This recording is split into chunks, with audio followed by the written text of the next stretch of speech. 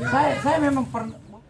Syarifuddin ditangkap tim intelijen Kejaksaan Tinggi Sulawesi Selatan di perumahan Nusa Harapan Permai, Kecamatan Biringkanaya, Makassar, Sulawesi Selatan.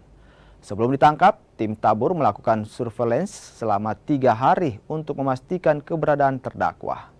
Syarifuddin alias Ayah ini merupakan pelaku penganiayaan di Kabupaten Pindrang, Sulawesi Selatan yang buron sejak Maret 2023 lalu.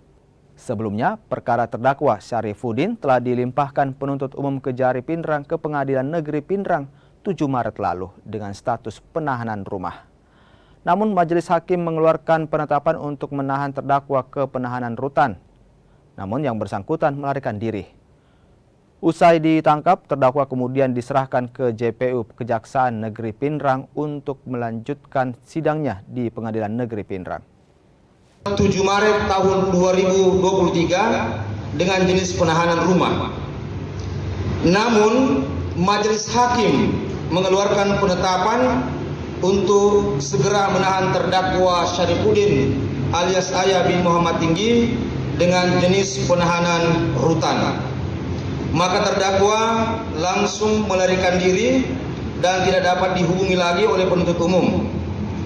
Terdakwa sejak tanggal 24 Maret tahun 2023 telah ditetapkan sebagai daftar pencarian orang atau DPO Kejaksaan Negeri Pindrang